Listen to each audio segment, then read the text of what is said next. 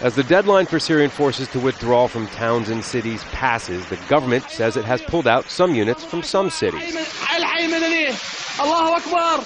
But according to activists, fighting continues in opposition strongholds as diplomatic maneuvering is underway in Russia and Turkey. The architect of the peace plan, Kofi Annan, in Turkey, visited refugee camps along the border. He said that an increased number of those who have fled over the last few days indicates the violence continues.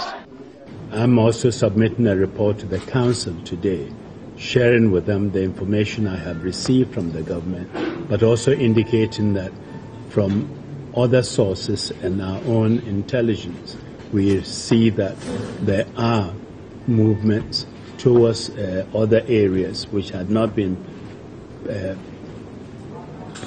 previously been targets, and that there are rolling military action which we believe should stop.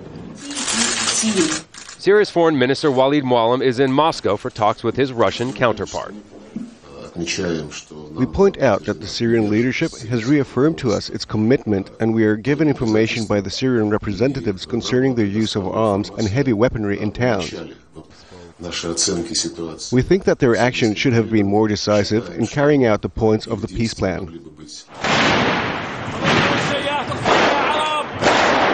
One of Syria's strongest allies, Russia has supported the Annan plan, but twice vetoed UN Security Council resolutions against President Assad's government.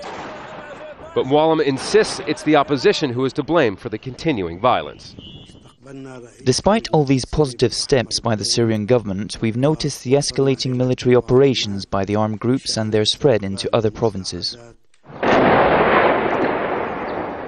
The two foreign ministers emphasize the focus now needs to be on negotiating an international mission to observe the ceasefire. Annan's trip comes a day after violence spilled over into Turkey, host to thousands of Syrians fleeing the violence. This video appears to contradict the Syrian government's position that gunfire in a refugee camp was not intentional. Even Turkish forces were caught off guard by the sustained gunfire, hide behind a border fence. Turkish officials are anxiously watching developments in Aleppo province just across the border, as reports of violence there could send even more people into Turkey. Scott Heidler, Al Jazeera.